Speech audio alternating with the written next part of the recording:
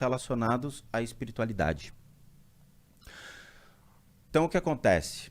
Todo o dinheiro que eu ganhava no mercado financeiro, eu ia atrás de conhecimento. Então, eu comprava, realmente ia atrás. Levou Viajava. o ET Bilu a sério. Cara, ou você busca respostas, ou você vai ser um cara que vai replicar aquele papagaio que os outros dizem. As pessoas não querem entender, eles querem buscar conhecer. Então, vamos lá, eu quero saber o porquê que tudo é o karma. Não, você quebrou o carro, é o teu karma. Quebrou uma charrete na vida passada e agora o teu carro quebrou. Você fala, porra, meu, não tem nexo. De onde existiram essas coisas? Então eu fui buscar respostas. Foi isso que te levou ao budismo, essas respostas? Não, o que me levou primeiro à jornada espiritual é, de novo, aquela historinha, né? Eu comecei a ver coisas aos 6 anos de idade. Minha família é uma família tradicional italiana, onde meu pai assumia as responsabilidades de casa, indo trabalhar, minha mãe cuidava da casa. Eu nasci em 1975, então tem que avisar que era antes da internet, antes de muita coisa, né? Entendeu? Antes dos videogames também. Cara, onde eu morei, a minha casa foi a 7ª construída na rua. Hoje já tem 3 bairros em volta. Entendi, antigo mesmo. Muito. A casa era muito antiga e assim, eu morava perto de um hospital, que era o Albert Einstein. A casa tinha uma energia curiosa.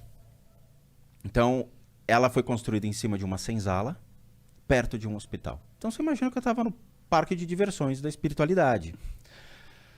Com o tempo, aos 6 anos de idade, eu comecei a ver coisas estranhas acontecendo em casa.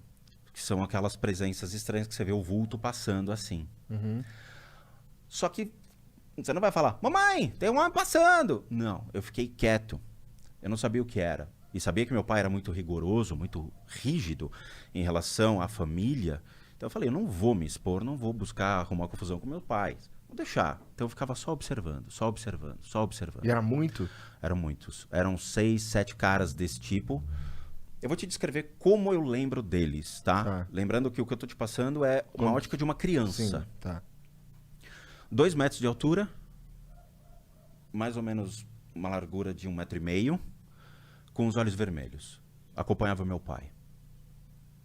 Para onde meu pai ia, eles iam atrás.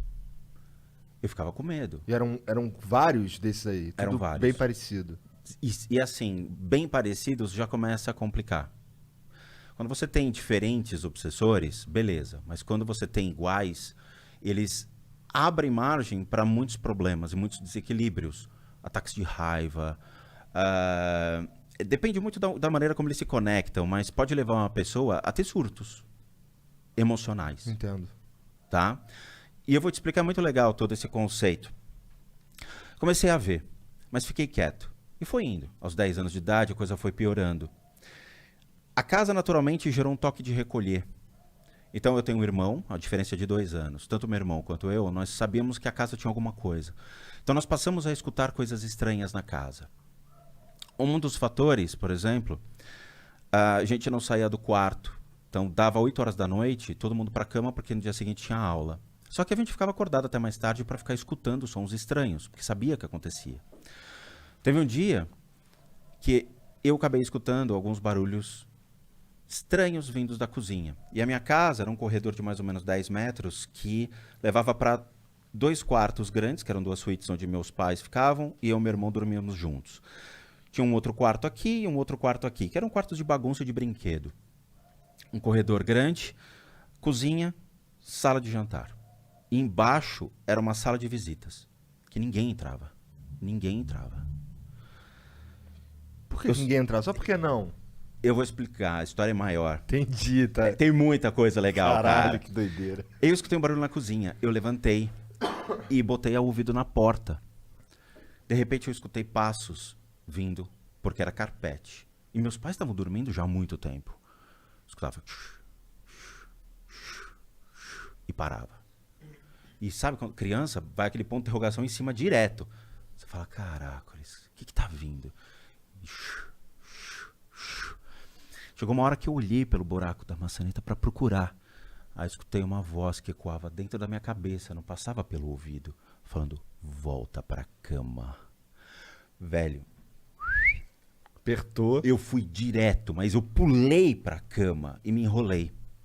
A partir desse momento, eu comecei a ser notado por esses seres. Então, todas as vezes que eu passava pelo corredor, dava para vê-los entre os quartos, observando quem passava pelo corredor. Eles estavam esperando meu pai. E o pior é que, assim, eles saíam no momento em que meu pai entrava em casa. Então, eu sabia que meu pai estava chegando quando eu via a movimentação desses seres. Caralho, cara. Que loucura. Era incrível. Era algo que você sempre os via. Sempre. Se você tava em casa, você tava vendo esses troços. Sempre. Só que em contrapartida também tinha coisas estranhas que aconteciam. Então uma vez, era altos e baixos. Tinha o dia que eu via, tinha dia que eu não queria vê-los e eu me distraía com outras coisas. A distração da mente faz com que você não perceba mais eles. Você está distraído, você está fazendo outra coisa, tá? Na minha época, videogame, eu fui ter videogame muito depois. Os dias foram passando e teve os altos e baixos. Passei a estudar à tarde, chegava na hora do almoço e teve um dia que eu voltei para casa, ia deixar sempre minha mochila em cima da cama e ia almoçar. O dia eu cheguei e fui deixar a mochila em cima da cama e eu vi um cara em pé no quarto, 2 horas da tarde, cara, assim, com sobretudo, vestido como se fosse, Inglaterra, chapéu, tudo. Eu parei e fiquei olhando. Aí o cara, sem mexer a boca, falando, você está me vendo? Cara, a primeira coisa que eu fiz foi, mãe, tem um homem no quarto! Aí eu já falei. Minha mãe, obviamente, apareceu, não viu nada. E quando minha mãe chegou, já não tinha. Eu falei, cara, vou ficar quieto. É melhor ficar quieto. Aos 14 anos de idade, eu sofri um acidente de carro. Eu tinha um amigo, um vizinho que virou meu amigo, que morava na rua, na casa da frente. Era uma rua muito tranquila, a minha rua, cara. Não passava carro, não passava nada. Ninguém acessava aquilo, porque a avenida ficava de acesso paralelo. A gente não tinha rota de fuga como tem hoje, de trânsito. Não tinha trânsito na época. Entrei em casa para pegar uns brinquedos, fui me divertir com o meu vizinho da frente. Na época do G.I. Joe, Comandos em Ação. Legal. Puta, gostava bastante. Eu também curti, a gente fazia uns fortes e ficavam invadindo Isso, forte mas já do- tinha uns fortes, mas a gente fazia nas árvores.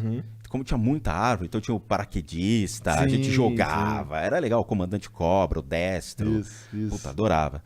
Atravessei para mostrar os brinquedos pro menino. Deixei lá, quando eu voltei, apagou, eu não lembro de mais nada. Eu acordei, eu tava uma casa de diferença no chão. Então eu rolei a rua. Eu acordei, tinha passado a minha casa, passado a casa do meu vizinho, eu tava já na terceira casa, cara. Pra você ter uma ideia, porrada. Caralho. Eu levantei, aos 14 anos, tirei a poeira. O que aconteceu? Não aconteceu nada comigo. Nada. Eu entrei em casa. O carro era um Passat antigo de aço galvanizado. O capô do cara ficou assim. Na hora, o cara entrou, me pegou, me botou no carro e me levou pro Einstein.